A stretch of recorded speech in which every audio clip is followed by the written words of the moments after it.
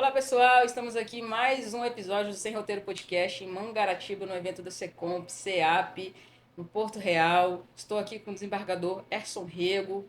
Doutor, muito obrigado por aceitar o convite. Estou honrado em receber o senhor aqui. Olha, Eu queria que o senhor se apresentasse, falasse do seu currículo, de como o senhor chegou até esse cargo, né, de forma honrada e esse acidente aí.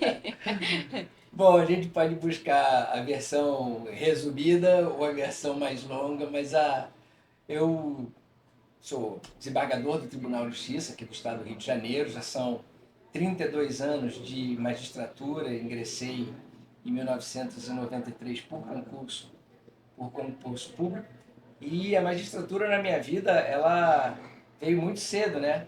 Eu com uns 7 anos de idade, vendo meu pai se formar no Teatro Municipal do Rio, meu pai é orador de turma, eu tinha 7 anos e escolhi naquele dia seguir a carreira do meu pai. Então ali eu escolhi fazer direito. E com uns 10 anos, meu pai visitando Brasília para uma audiência com o ministro do Superior Tribunal do Trabalho, Tribunal Superior do Trabalho da época, ministro Conquejo Costa, depois ele me levou para assistir uma sessão do Supremo. E eu vendo aqueles ministros entrando, aquela liturgia, as capas pretas e tudo mais, com 10 anos eu decidi que eu queria ser aquilo ali. Que legal. Então, foi um sonho de criança que veio sempre muito acalentado, alimentado nesse sentido, até que, com 20 e poucos anos de idade, eu prestei meu concurso e vim. Adoro direito, então, para mim isso não é trabalho, eu digo para meus filhos a mesma coisa. Escolham uma profissão, algo para fazer que vocês gostem. Se vocês conseguirem isso, vocês não vão trabalhar dia nenhum na vida de vocês. E o senhor também leciona, né? Há 35 anos. E ser professor é uma vocação também, né? Eu acho que sim, porque primeiro você tem que gostar muito daquilo que você faz e segundo que você tem que conseguir transmitir alguma coisa, né? Porque a gente saber para a gente é algo. Saber para transmitir e ensinar a outro é um desafio um pouquinho maior, né? Eu tô começando, né, a lecionar e eu costumo dizer que eu aprendo mais quando eu ensino. Exatamente. Eu aprendo mais quando eu Todo ensino. professor ele aprende mais quando ensina, porque ele precisa aprender primeiro para depois conseguir transmitir. E esse processo, né, de aprender e reproduzir aquilo que você aprendeu é o que fixa o nosso conhecimento, né? Legal. O pessoal fala assim, poxa, mas como é que você sabe disso? Eu falei, pô, eu li muito, já repeti isso tantas vezes que acaba que ou aprende ou desiste, né? Doutor, e o senhor é um dos coordenadores aqui do evento, né, do Secomp, Sim, é um evento de compras e licitações públicas, é um evento que tem palestrantes incríveis, super qualificados, assisti várias palestras, apesar de estar aqui entrevistando as autoridades, tá todo mundo encantado com o nível de palestra, o nível de conhecimento, e eu queria que o senhor falasse um pouquinho da importância da qualificação, né, do setor público, da qualificação dos servidores públicos, e qual é a deficiência que existe dentro do Estado, do Brasil, do município, com a deficiência dessa qualificação. bom, o evento já é uma feliz iniciativa do CEAP Brasil, que é o maior centro de estudos em administração pública do país. Ele atua hoje em mais de 600 municípios, ou seja, estamos aí em mais de 10% dos municípios do país, o que ainda é muito pouco, que se uniu ao Instituto Nêmesis de Estudos Avançados em Direito. E de comum, essas duas instituições têm um propósito, que era democratizar o acesso ao ensino de excelência, tanto na área do direito privado quanto na área do direito público. Então, quando essas duas entidades se uniram, criaram o CEAP Rio, no DNA do CEAP Rio está a excelência. A gente não aceita fazer nada menos do que o excelente. E isso se reflete nos nossos cursos, isso se reflete nos nossos eventos. Essa é a segunda edição do CEAP, a primeira do Secomp, ano passado, em Miguel Pereira. Foi sold out, lotadíssima, foi muito elogiada. Fizemos o primeiro fórum ano passado de saúde pública em Vassouras, sold out, lotado, tanto que já cobraram esse ano, a gente deve fazer a segunda edição lá também. E aqui em Mangaratiba você está vendo, né, o sucesso que é lotado. Tivemos que recusar inscrições por limitação de, Sim. de espaço, mas praticamente todos os municípios aqui do estado do Rio de Janeiro e muitos municípios de fora do estado do Rio de Janeiro estão aqui representados. O corpo de palestrantes desse evento é de inquestionável qualidade, de altíssimo nível. A gente está falando aqui de ministros do Tribunal de Contas da União, estamos falando de conselheiros de tribunais de contas do Estado, desembargadores, de promotores, procuradores de justiça, procuradores de Estado, procuradores de município, enfim, profissionais que têm não só uma bagagem acadêmica muito sólida, muito forte, mas sobretudo para o formato, pro tipo de evento que tem que ter uma bagagem de vida, de experiência no exercício daquela função, para que a gente consiga transmitir conhecimento para quem veio nos assistir. Sim. Que eu acho que essa é a grande dificuldade do país hoje. Nós temos uma lei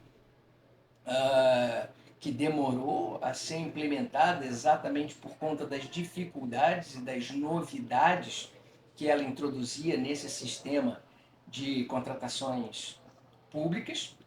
Já está em vigor há mais de ano e ainda assim o dado da última palestra do ministro Zinler do Tribunal de Contas mostra que menos de 25% dos municípios aplicam a legislação atual. Mais de 75% ainda aplicam legislações revogadas. É impressionante. Então, o grau de desconhecimento ainda é muito grande. E o que isso representa para o cidadão de uma maneira geral? Uma qualidade de vida menor Sim. daquilo que ele poderia esperar, por falta de uma preparação adequada do gestor. Então, o que o nosso evento, os nossos eventos, né, os nossos cursos, que a gente procura trazer para a administração de uma maneira geral, é capacitação, treinamento, conhecimento, formação, para que essas ferramentas legais que existem à disposição do gestor sejam bem utilizadas. Não adianta a gente entregar uma Ferrari para quem não tem carteira de motorista. Sim, sim. Eu entrevistei alguns prefeitos aqui e aí eles falam justamente isso, né? Assim, a população fala que a gente só entrega a obra no final do mandato. Mas é porque o processo administrativo demora 8 meses, aí a gente, quando licita, aí vem alguém impugna, e aí até que comece a obra e finaliza a obra, realmente já está próximo, né, da eleição. Eu falei, mas talvez porque não tem uma qualificação adequada, né? Impugna porque não tinha, não teve uma preparação correta do edital, enfim, são diversos fatores que aí eles, diversos deles realmente se atentaram e falaram, realmente hoje você consegue fazer, foi ensinado aí, você consegue fazer um edital, você consegue fazer diversos documentos em uma semana com a ajuda da inteligência artificial, óbvio que com revisão depois de pessoas qualificadas, né? Foi ensinado pelo primeiro palestrante de ontem, pelo Dr. Gustavo, exatamente. Joel, Dr. Joel.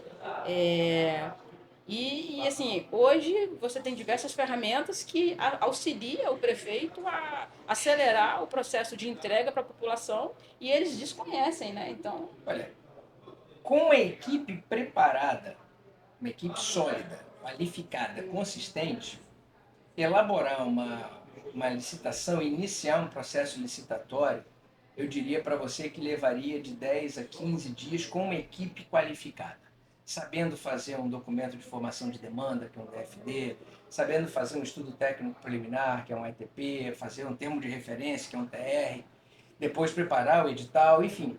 Com uma equipe capacitada de só especialistas, a gente conseguiria fazer isso de 10 a 15 dias bem feito. Hoje nós temos ferramentas que entregam isso em 15 minutos, com segurança jurídica. Tudo bem, não substitui o trabalho humano, nem é para substituir o trabalho humano. Mas nenhuma ferramenta substitui o homem. Sim. Ferramenta é para ser manuseada, para ser utilizada pelo ser humano, pelo homem. Então, a gente está colocando à disposição da administração, dos gestores, dos agentes de contratação, uma ferramenta que vai otimizar o serviço deles, trazer segurança jurídica para aquilo que eles estão desempenhando. Economicidade, economia não só de recurso financeiro, mas economia de tempo. E tudo isso reverte quê? Em eficiência. Então, aquilo que uma equipe qualificada faria em 15 dias, hoje, com a utilização da inteligência, você faz em um dia. Em um dia você consegue fazer 3 processos licitatórios bem feitos, com segurança. Outra questão que eu percebi aqui, doutor, foi até com a fala do doutor João Bosco, que também palestrou, Muito bom. que foi a questão do medo, né? A questão punitivista de muitos órgãos de controle, que tem que ter, obviamente, o controle, tem que ter a fiscalização, mas muitos agentes públicos se omitem a fazer, deixam de fazer por medo, né, das consequências que vêm depois. Então, eles acham que não vale a pena se arriscar em fazer determinados procedimentos devido aos órgãos de controle estarem eu até perdi a palavra, mas é, abusando demais da questão de fiscalização, da cobrança, né? Assim, depois a doutora Lara veio e falou que a 14133 trouxe até uma questão assim, olha, por mais que o processo tenha alguns procedimentos incorretos, alguns procedimentos até ilegais, mas se for para o bem da população, se foi um produto que está fazendo bem à população comprovadamente, passa se não houve dolo, né? Se foi, porque assim, muitos erros, inclusive, que se vê hoje aí, você vê que foram erros por total falta de conhecimento. Que não foi erro por intenção de corrupção, por intenção de fraudar, por total falta de conhecimento. Mas às vezes o servidor, ele é condenado, ele responde um processo e muitos deles estão deixando de fazer por medo de responder. Afasta o servidor probo, um servidor que tem o que perder, e aí ele deixa de fazer por medo, né, de sofrer alguma penalidade. Exatamente isso. Eu sou magistrado há mais de 30 anos. Sim. Então, eu digo que eu não julgo pessoas, eu julgo fatos. Sim. E a gente precisa entender que direito é uma ciência, exato, nenhum problema em relação a isso, mas eu preciso interpretar as regras com bom senso. As regras, elas precisam fazer sentido. Regra por regra não resolve o problema de ninguém. Elas existem por uma razão. Sim. Elas têm um propósito, uma finalidade. É isso que a gente precisa conhecer. Vamos fazer uma conta simples aqui. 5.570 municípios. Quantos prefeitos são formados em direito? Nenhum. O Eduardo Paes o nosso prefeito é advogado. Eu não sabia. Aqui do Rio de Janeiro. Por isso que ele consegue até muitas realizações. Ele conhece direito, ele é advogado, formado, enfim. Mas a maioria dos prefeitos no país, a esmagadora maioria dos prefeitos no país, a quase totalidade dos prefeitos no país, não entende de direito. Então esse já é um problema. Sim. Porque eles estão limitados, a atuação deles, por regras jurídicas. Uhum. Quem deveria socorrer os prefeitos nessas situações?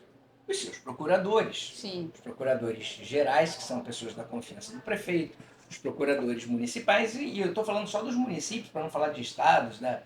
Porque onde a dor é maior, são nos municípios, as dores, né, são maiores nos municípios. Então, eu procuro olhar realmente para onde o problema ele é mais sensível, que são os municípios do país inteiro. Então, você olha para lá, quantos daqueles procuradores estão adequadamente preparados para transmitir alguma orientação segura para o seu prefeito? De novo, infelizmente, menos de 10%, mais de 90% não tem condição de dar uma orientação segura para aquela prefeitura. Os agentes de contratação, como é que eles foram capacitados? Normalmente são pessoas daquela comunidade. Sim. Porque você não consegue trazer pessoas de fora do município porque os salários não são atraentes. Então acaba sendo a mão de obra aproveitada daquele município, que não foi bem adequadamente capacitada. Então tudo contribui para dar errado. Tudo contribui para dar errado. Nessa hora, a pessoa, para não correr o risco de responder a um processo, de ter o seu patrimônio bloqueado, de ter considerado que o seu mandato foi um mandato ímpar, por lá, ia ser condenado por improbidade administrativa ou coisa assim, acaba que ele faz só aquilo que o dia a dia permite para ele. Ele não ousa, não arrisca, não faz algo além, porque não está orientado, capacitado, qualificado para aquilo. Qual é o papel nosso hoje? Como órgão fiscalizador, como órgão do judiciário, como tribunal de contas, é saber separar joio de trigo.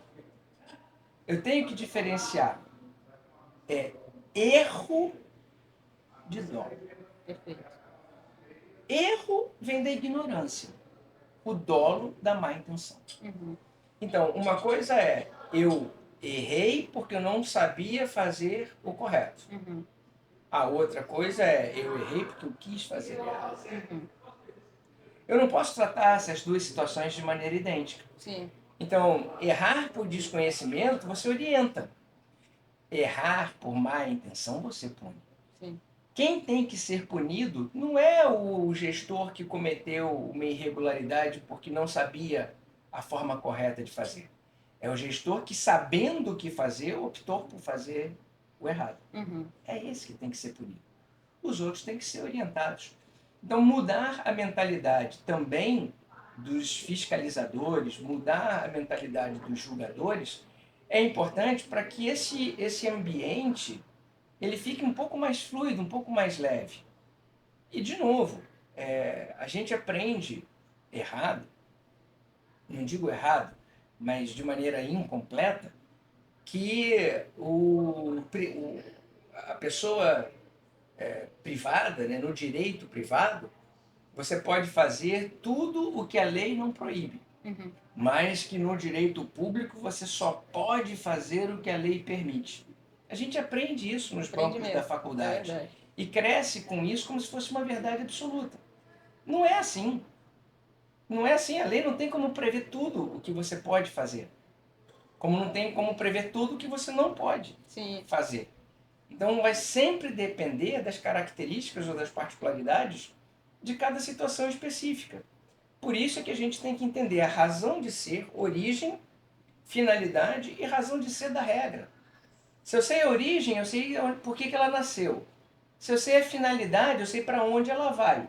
E se eu sei a razão de ser, quer dizer, o que ela quer alcançar, o propósito, o objetivo, a meta, o resultado, pronto, é isso. Entregou? Entregou, está valendo. Está valendo. A forma não pode ser mais importante do que o conteúdo. Eu não estou dizendo para você que os fins justificam os meios, longe disso. Claro.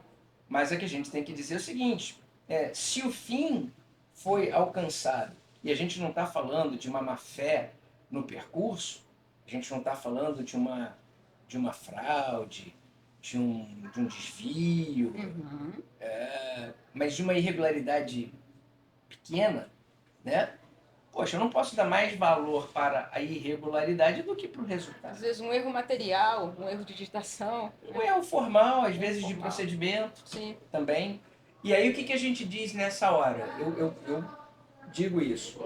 A gente tem que orientar os procuradores, os agentes de contratação, os gestores, a uma nova visão de administração pública. Não é aquilo que eu posso fazer ou aquilo que eu não posso fazer. Eu tenho que poder fazer tudo. Eu tenho que entregar o bem para a sociedade. Eu tenho que devolver isso. É como fazer isso. Então, se eu preciso fazer algo de bom, se eu tenho que dar uma entrega, se eu tenho que fazer algo positivo para a sociedade, eu não pergunto se eu posso fazer. Eu tenho que fazer. A questão é como fazer. É isso. Nos nossos eventos, A gente bate muito nessa tecla. Mostrar para o gestor, para o procurador, para o agente de contratação, que ele pode tudo, tudo, se o fim for social. Se esse é o fim, pode. Vamos encontrar o caminho para chegar lá.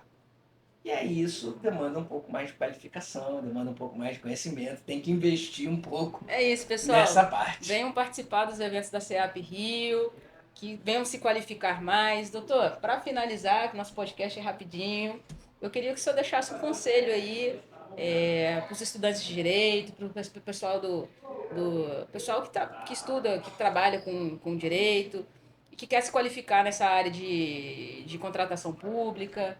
Pudesse deixar um conselho? Olha, o melhor conselho que eu daria é a gente fazer o que a gente gosta. Sim. Né? Então, se direito for a sua vocação, invista nela. No direito privado, a gente está cuidando bastante da nossa relação como indivíduos e entre indivíduos. Né? No direito público, não, já é uma relação mais de sociedade com o Estado. É uma questão de perfil, tem uns que têm essa visão mais individualista e outros com a visão mais social. Capacitação é sempre fundamental, você não vai conseguir fazer nada em nenhuma atividade, nenhuma profissão, menos ainda em direito, se não estiver adequadamente preparado. E a beleza do direito está em a gente entender que a gente busca algo. Quando alguém fala em direito, a palavra direito ela vem associada intimamente à noção de justiça. Uhum. Então, eu preciso entender o que é justiça. Muitos dizem, isso foi uma injustiça, isso... Justiça, na minha visão, na visão dos filósofos gregos, na visão dos filósofos religiosos da Idade Média, é um sentimento. Ou seja, eu tenho, você tem, todos nós temos. É um sentimento permanente, é uma vontade constante e perpétua de dar a cada um aquilo que é seu. Nem mais e nem menos. Se a gente conseguir entregar isso, a gente já cumpriu o nosso papel de distribuir justiça. Quando a gente fala em administração pública, justiça é a gente conseguir devolver para a sociedade aquilo pelo que ela está pagando. Uhum. Eu pago imposto, você paga imposto, ele paga imposto, todos nós pagamos impostos. Então, para que servem os nossos impostos? Para custear a máquina pública, que tem que devolver para nós serviços de qualidade e eficientes.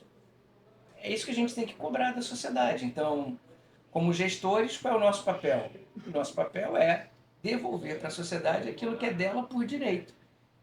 Saúde pública com qualidade, educação pública com qualidade, moradia, segurança, transporte. Esse tem que ser o nosso objetivo. E a gente não pode ficar simplesmente amarrado, com medo de cumprir o nosso papel, de realizar a nossa missão, porque desconhece a lei ou porque alguém diz que eu não posso fazer. Eu posso tudo, desde que minha finalidade seja essa, de entregar a cada um o que for seu por direito, e eu souber como chegar àquele resultado, àquele objetivo. Perfeito. Muito obrigado, doutor. Eu Muito que obrigada. agradeço, Estou extremamente honrada. Gente, esse foi mais o Sem Roteiro Podcast e até a próxima.